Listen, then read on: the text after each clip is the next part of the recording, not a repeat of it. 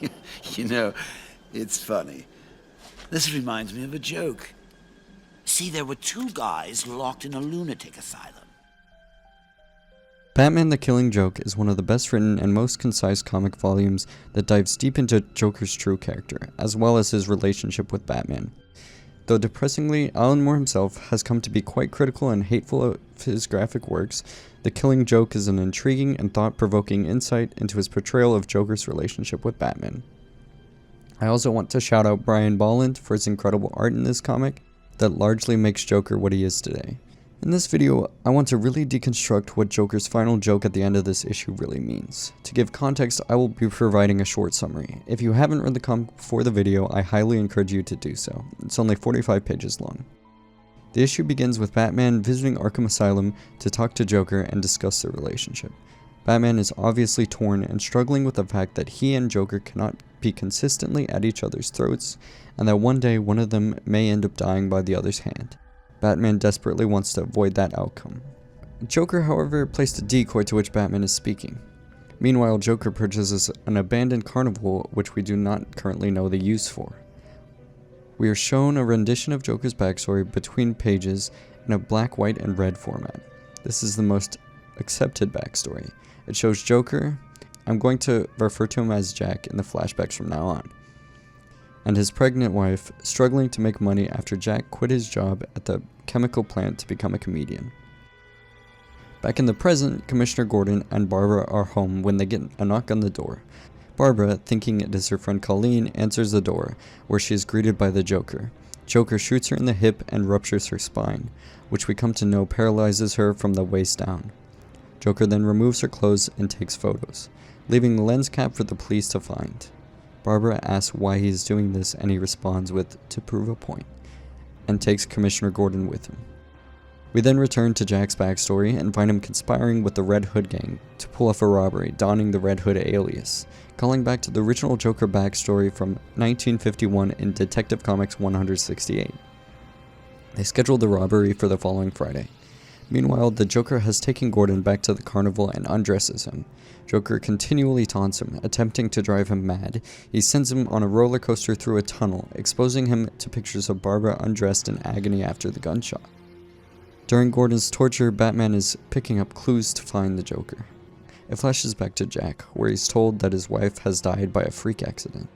He attempts to back out of the heist, but is told by the gang that he no longer has a choice. During the heist, the group is caught by a guard. The other two are killed while fleeing. Eventually, Batman arrives and chases after Jack in the Red Hood. Jack, having no choice, jumps into the chemicals and emerges scarred, deformed, and deranged. Gordon is left disturbed and mute by the coaster, and Joker locks him in a cell when Batman arrives. After a brief altercation, Joker chemically burns Batman and retreats to the funhouse. Batman releases Gordon and goes after Joker, promising Gordon he'll do it by the books. As Batman makes his way through Joker's manic, booby-trapped funhouse, Joker taunts him, saying he has driven Gordon mad and that he has proved his point, that there is no difference between him and everyone else. All it takes is one bad day to reduce the sanest man alive to lunacy. He tells Batman that he knows he has had one bad day himself, something that caused him to become the Batman, and he himself is teetering on the edge of madness, being held back by himself not admitting that it drove him mad and trying to make sense of life by struggling. Joker recognizes that he had one bad day that drove him mad, something so extreme that made him want to prove his point. He doesn't exactly remember what it was, saying he remembers it in different ways. This explains the multitude of Joker origins. His point being, he knows he's crazy, and he knows he used to be sane. Batman finds Joker and apprehends him, telling him that the Commissioner is fine, saying ordinary people don't always crack. Batman then explains to him that he doesn't want to hurt the Joker, lamenting that they are running out of alternatives, and if they don't figure out another way, they will end up killing each other. Not this time. I don't want to hurt you. I don't want either of us to end up killing the other. But we're running out of alternatives. Perhaps it all hinges on tonight. I don't know what it was that bent your life out of shape, but maybe I've been there too. Maybe we could work together. I could rehabilitate you. You don't need to be alone. We don't have to kill each other. Let me help you.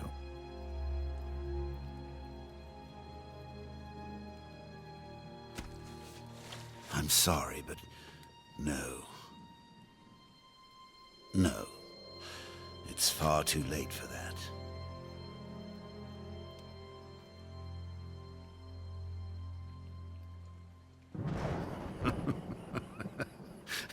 You know, it's funny.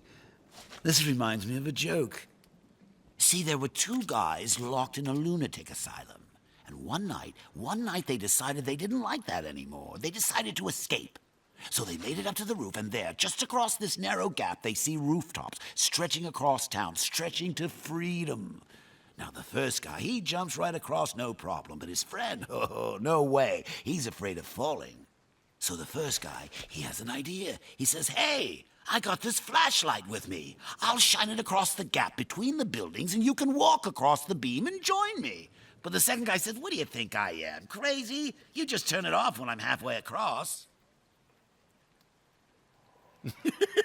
Oh, excuse me.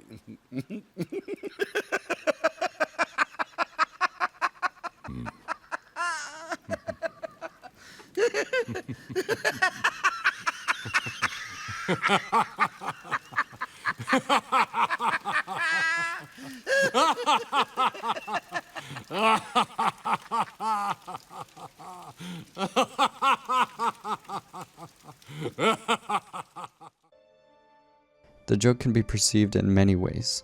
On the base level, the joke is simple. The humorous part of the joke itself, to many, is that the two are crazy and believe they can walk across the beam.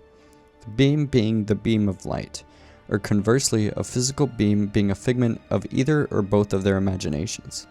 If the guy on the other side is crazy and really thinks there's a beam to walk on, you expect the other guy to see it too. But he refuses for an unexpected reason, because they are both crazy. This view can be extrapolated to represent Batman and Joker's relationship. They are a different kind of crazy. Maybe Batman is a cross, Joker was right. His refusal to give up his determination to make a difference, repurposing his grief from his one bad day, is what allows him to cross the other side as Bruce Wayne. Batman has the flashlight, but he doesn't use it. He's fully committed himself to making the jump without looking for an easier way. But for Joker, he can't do that. Crazy is all he is. He can't see himself crossing. In the case of Batman being the one shining the beam of light, he's trying to help. He is trying to illuminate the path to Joker's sanity. Joker believes he can try and walk along the beam of light for a time, but he knows that he cannot make it all the way across. Be it with him thinking that after a time Batman will become incapable of helping him, or he will give up, or he is simply too far gone. If Joker is halfway across the beam of light and Batman turns off the light, he will fall to his death without the help of Batman. In the case it is a physical beam and Batman turns off the light, the Joker is stranded, unable to see the path with no way forward or back.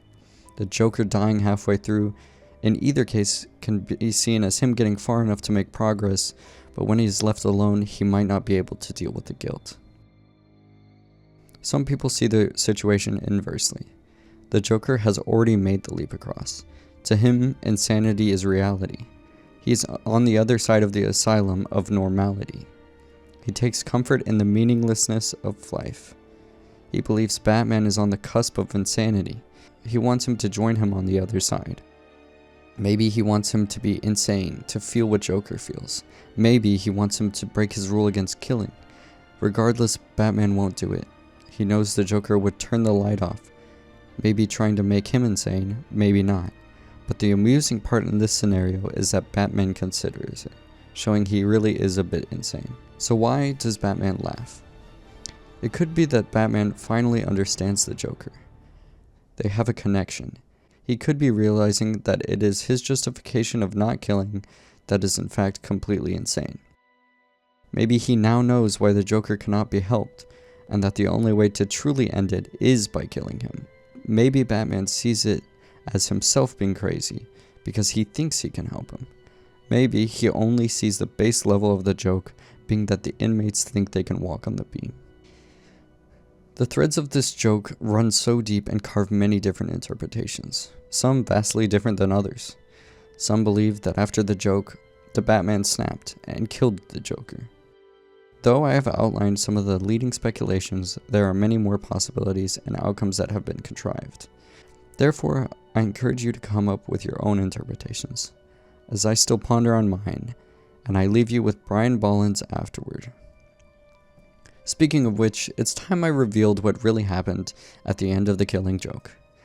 As our protagonist stood there in the rain, laughing at the final joke, the police lights reflecting in the pools of filthy water underfoot, the Batman's hand reached out and